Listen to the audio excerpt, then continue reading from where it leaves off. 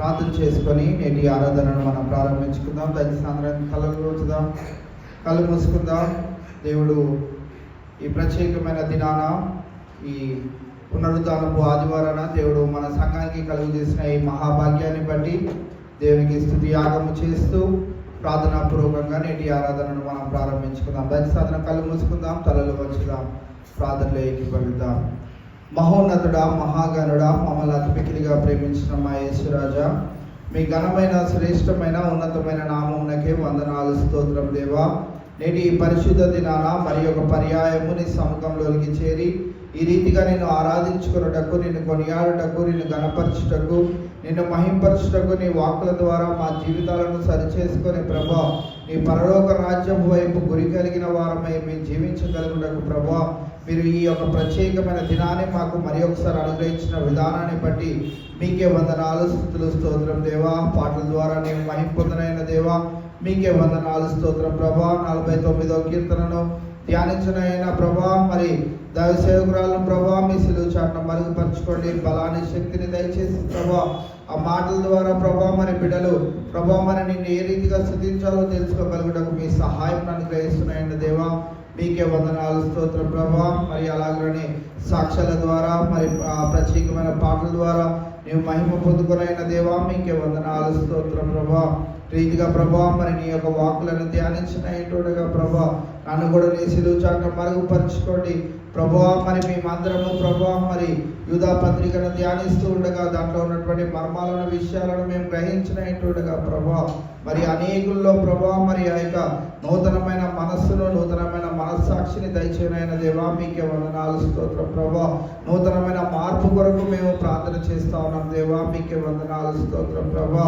మా సంఘం అంతయు ప్రభా ఎంతపడే గుంపులో ఉండాలి అని ప్రభా ప్రతి ఒక్క కాపరి యొక్క ప్రభా మరి యొక్క కోరిక కనుక ప్రభా ఆ రీతిగా ప్రభా మా యొక్క సంఘం కూడా ప్రభా ఎంతపడే గుంపులో ఉన్నట్లుగా ప్రభా మరి ఏ బోధ వైపు ప్రభా మేము ఆసక్తి చూపాలో ప్రభా నీవు తెలియజేసిన ప్రతి ఒక్క మాటకై మీకే వందనాలు, స్తోత్రం ప్రభా. మేము అందరము విని అర్థం చేసుకొని దానికి తగిన రీతిగా ప్రభా మా జీవితాలను సరిచేసుకోగలుగుటకు మీ సహాయం అనుగ్రహిస్తున్న దేవా మీకే వందనాలు, స్తోత్రం ప్రభా.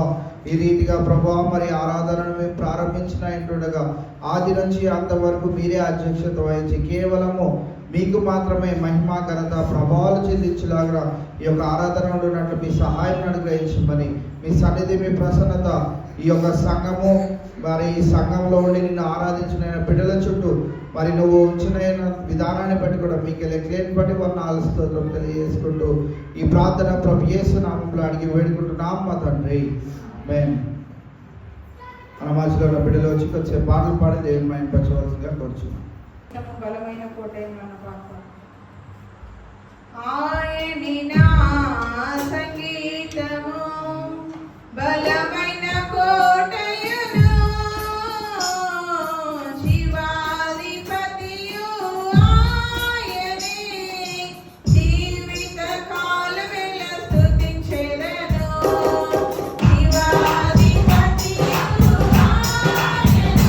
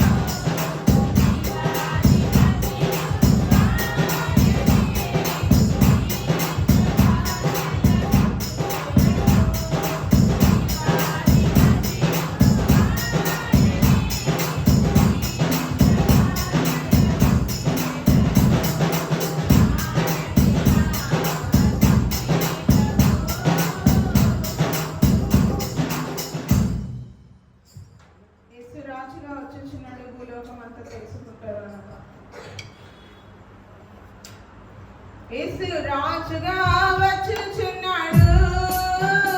భూలోకమంతా తెలుసుకుంటాడు. యేసు రాజుగా వచ్చుచున్నాడు. భూలోకమంతా తెలుసుకుంటారు. రాణి కోటి తేజుడు, రమ్యమైన దేవుడు. రాణి కోటి తేజుడు, రమ్యమైన దేవుడు. రారాజుగా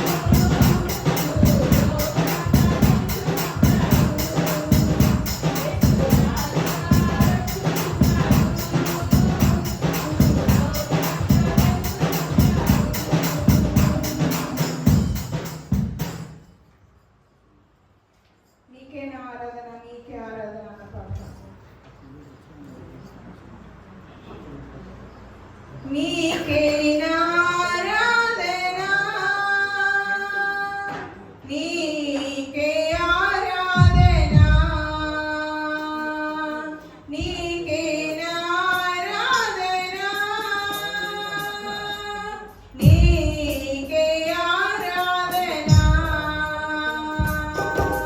యుగయుగములకు తరతరములకు మహిమ ప్రభావము యుగయుగములకు తరతరములకు మహిమ ప్రభావము నీకే యేసయ్యా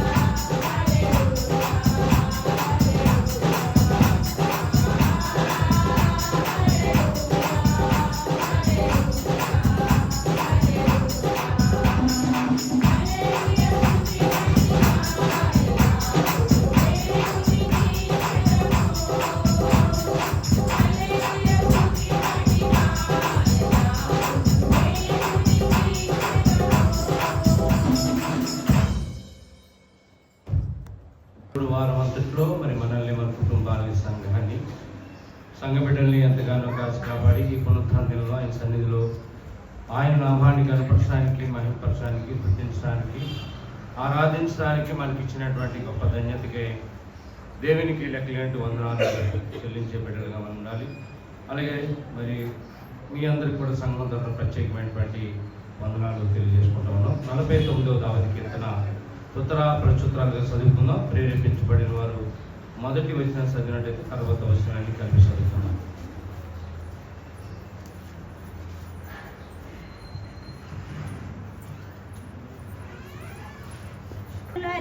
ఆలకించుడి. సామాన్యులేమి సామంతులేమి ధనికులేమి దరిద్రులేమి లోక నివాసులారా మీరందరూ ఏకముగా కూడి చెవియొక్కుడి. నా నోరు విజ్ఞాన విషయములను పలుకును, నా హృదయ ధ్యానము పూర్ణ వివేకమును గూర్చినదై ఉండును.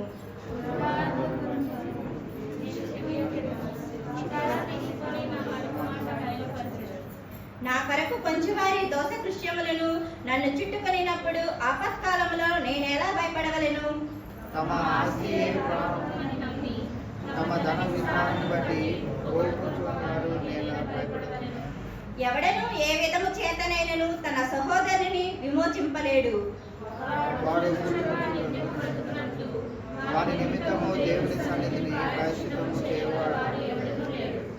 వారి ప్రాణ విమోచన ధనము బహు గొప్పది, అది ఎన్నటికి తేరక అట్లుండవలసినదే.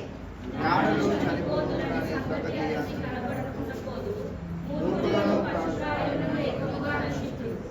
వారు తమ ఆస్తిని ఇతరులకు విడిచిపెట్టెదరు. తమ ఇండ్లు నిరంతరము నిలిచిననియు తన నివాసములు తరతరములకు ఉండిననియు వారు అనుకుందరు. తమ భూములకు తమ పేరు పెట్టెదరు.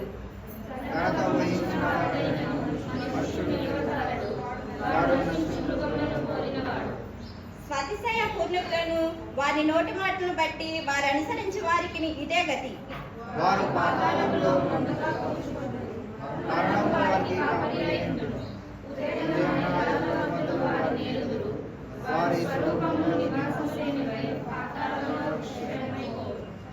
దేవుడు నన్ను చేర్చుకొనెను, పాతాళ బలములో నుండి ఆయన ప్రాణమును విమోచించెను.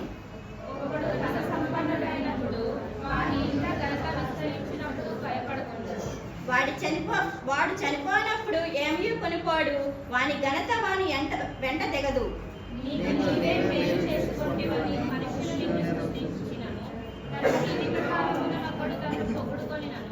అతడు తన పితరుల తరమునకు చేరవలెను, వాడు మరి ఎన్నడూ వెలుగు చూడరు.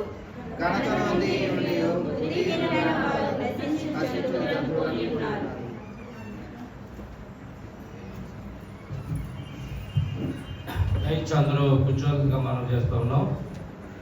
సండే స్కూల్ బిడ్డలు సండే స్కూల్కి వెళ్ళాలని మనవి. చదవబడినటువంటి కీర్తన భాగాన్ని మన మధ్యలో ఒక భాషలో ఉన్నారు, వాళ్ళు చేపిస్తారు. అందరూ కూడా ప్రార్థనాపూర్వకంగా దేవుని యొక్క మాటలు వినాలని మీకు అందరికీ మనం చేస్తూ ఉన్నాం. మహోన్నతుడా, మహాపరిశుద్ధుడా, నీ పరిశుద్ధ నామానికి వందనాలు చెల్లిస్తున్నాను తండ్రి. మరొక పరిశుద్ధుడా నీ నామా జీవితంలో దయచేసిన విధానం బట్టి నీకు లెక్కలేని వందనాలు స్తోత్రాలు చెల్లిస్తున్నాను. ఇప్పుడు నేను నిలబడి నీ కీర్తన 49వ కీర్తనను ధ్యానిస్తుండగా నాకు మారుగా మీరే మాట్లాడండి. శక్తిని బలాన్ని దయచేయండి. నాయన వినగలిగిన చెవులను గ్రహించగలిగిన హృదయాన్ని నీకు లోబడే మంచి మనసాక్షిని మాకు దయచేసి నీవే మహిమాగంత పొందమని నా ప్రభువును రక్షకునైన యేసు పరిశుద్ధ నామములో వేడుకుంటున్నాను తండ్రి. ఆమేన్. ఈ కీర్తన యొక్క ప్రత్యేకత ఏంటంటే దీనిలో ప్రతి కౌరవ కుమారులు రచించిన కీర్తన దేవుని స్తుతించాలి, దేవుని ఆరాధించాలి, దేవుడు చేసిన మేళ్లలో దేన్ని మరవకూడదు అనేది. కానీ ఈ కీర్తనలో కొన్ని హెచ్చరికలు దయచేశారు. కీర్తనలు కౌరవ కుమారులు రాసింది, కొన్ని తర్వాత ఇదే లాస్ట్ కీర్తన. ఈ కీర్తనలో వాళ్ళు హెచ్చరికలు మన జీవితంలో మనం ఎలా ఉండాలి, ఎలా ఉంటే మంచిది అని హెచ్చరిక చూస్తాం. ఈ మాటలు జాగ్రత్తగా వినమని మొదటి 2 వచనాలు చెప్పాడు. మొదటి 3 వచనాలు చదవండి. సర్వజనులారా ఆలకించుడి, సామాన్యులేమి, సామంతులేమి, ధనికులేమి, దరిద్రులేమి, లోక నివాసులారా మీరందరూ ఏకంగా కుడి చెయ్యుడి. నా నోరు విజ్ఞాన విషయములను పలుకును, నా హృదయము పూర్ణ వేకుముచుండై ఉండును. ఈ మాట ఎవరు చెప్తున్నాడు? సర్వజనులారా ఆలకించుడి. గొప్పవారు కానీ, సామాన్యులేమి, సామంతులేమి, ధనికులేమి, దరిద్రులేమి, లోక నివాసులు అంటే లోకంలో జీవిస్తున్న ప్రాణం కలిగిన మనుషులందరికీ ఏకంగా కూడి చెయ్యమంటున్నాడు. అందరికీ రాసిన మాటలు. అందరూ మనం ఎలా తప్పిపోతానో, ఎలా ఉండాలి అన్నది ఈ కీర్తనలో నేర్చుకుంటాం. నా నోరు విజ్ఞాన విషయములను బోధించును. ఈ కీర్తన ద్వారా ఏం నేర్చుకుంటామంటే, మనం విజ్ఞాన విషయములను నా హృదయ జ్ఞానము పూర్ణ వివేకం కూర్చుందని. వాళ్ళు చాలా పూర్ణ వివేకంతో వాళ్ళ విజ్ఞాన విషయాన్ని బోధిస్తున్నారు కనుక మనం జాగ్రత్తగా ఉండాలి. 6వ వచనం సార్. తమ ఆస్తియే ప్రాపకమని నమ్మి తమ ధన విస్తారతను బట్టి పౌరుకుని వారికి నేనేలా భయపడగలను. అసలు ఈ కీర్తన అంతట్లో మూలార్థం ఏంటంటే, తమ ధనమే ఆస్తియే ప్రాపకమని. ఈ ధనాన్ని చూసుకుంటూ, ఉద్యోగాన్ని చూసుకుంటూ, మనం సంపాదించిన ఆస్తులు, బంగారం చూసుకుంటూ, వస్తువులు చూసుకుంటూ ఇదే లోకం అని అనుకుంటున్న వారందరికీ, పౌరుకుని వారికి నేను ఎలా భయపడాలి. తర్వాత అన్నీ అలాంటివే. 12వ వచనం చదవండి. ఘనత వహించు వాడైనను మనుషులు నిలజాడరు, వాడు నశించు మృగులను పోలేను. ఘనత ఎంత ఘనత సంపాదించినా వాళ్ళని ఎలా పోలుస్తున్నాడు? నశించు మృగాలు, పశువుల్లాగా పోలుస్తున్నాడు. ఈ ధనం ఘనత మనకి అక్కర్లేదు. కానీ ఇంకా 16వ వచనం చాలు. ఒకడు ధన సంపన్నుడైనప్పుడు వాటి ఇంటి ఘనత విస్తరించినప్పుడు భయపడదు. మనం ఇంకోటి ఏం చేస్తామంటే, పక్క వాళ్ళు బాగుంటే, ఒక పక్క వాళ్ళు ధన సంపన్నుడైనప్పుడు వారి ఇంటి ఘనత విస్తరించినప్పుడు భయపడము అంటున్నాడు. పక్క వాళ్ళు అభివృద్ధిలోకి వస్తుంటే మీరు భయపడద్దు అంటున్నాడు. ఇవన్నీ వేస్ట్.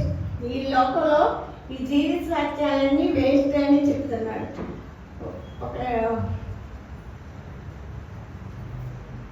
17 కూడా. వాడు చనిపోయినప్పుడు ఏమీ కొనుక్కోడు, వారి ఘనత వారి వెంట దిగదు. మనకందరికీ తెలిసిందే, మనం చనిపోయినప్పుడు ఏం తీసుకెళ్తాం? ఏమి తీసుకెళ్ళం. బంగారం కాదు, బంగారం ఎక్కడ ఉన్నా వచ్చేస్తాయి. బట్టలు ఏమి ఎన్ని సంపాదించిన, ఇల్లు ఏది ఇక్కడే వదిలేసి మనం ఒంటిగా వచ్చాం. అలాగే వాళ్ళు వెళ్ళిపోవాలి కనుక మనం ఈ లోకానికి ఏం తీసుకురాలేదు, ఏం తీసుకోం. చనిపోయినప్పుడు ఏమీ కొనుక్కోడు, వాడి ఘనత వాడి వెంట దిగదు. ఎంత మినిస్టర్ అయినా ఏమైనా సరే వాడి ఘనత అక్కడ ఆగిపోయింది. 18వ నీకు నీవే మేలు చేసుకుంటువని మనుషుల్ని స్థుతించలను. తన జీవిత కాలంలో ఒకడు తను పౌరుకున్నాను, అతడు తన పితల తరమునకు చేరగలడు. ఎవరైనా నిన్ను పోయినా సరే, మరి నీకు నువ్వే పౌరుకున్నా సరే, అది కూడా మనం చనిపోయినప్పుడు మనం వెంటరాదు. 20వ వచనం. ఘనత నుండి మీరు బుద్ధిహీనులైన వారు నశించు జంతువులను పోలేనారు. ఎంత ఘనత సంపాదించినా మనం చనిపోయినప్పుడు నశించు జంతువులను పోలి ఉన్నారు.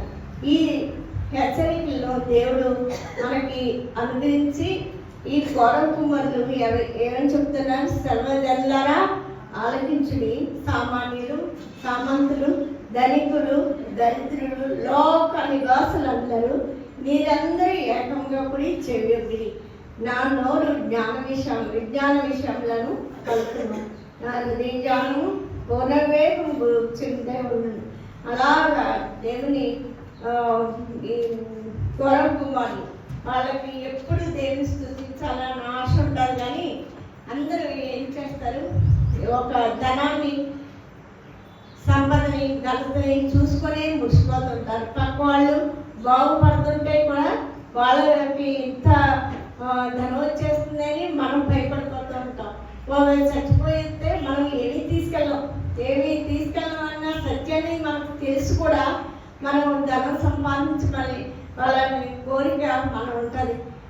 తన ఆస్తి ప్రాపము, ఈ ఆస్తి నన్నే పోషిస్తుంది, ఈ ఆస్తి బ్రతికిస్తుంది అని మనం అనుకుంటాం, కానీ ఇదంతా వడ్డీదని వాళ్ళు హెచ్చరిస్తూ ఈ మాటలు రాశారు. దేవునికే భయపడాలి, దేవుని స్తుతించాలి, మనం అనుదినం దేవుని కొనియాడాలి.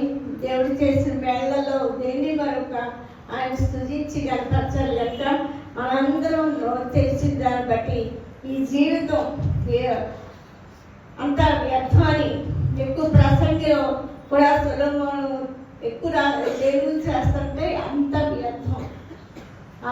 ఆ మాటను గుర్తు చేసుకొని మనం ఈ కీర్తనను ధ్యానించుకొని దేవుని స్తుతించి కనపరుస్తాం.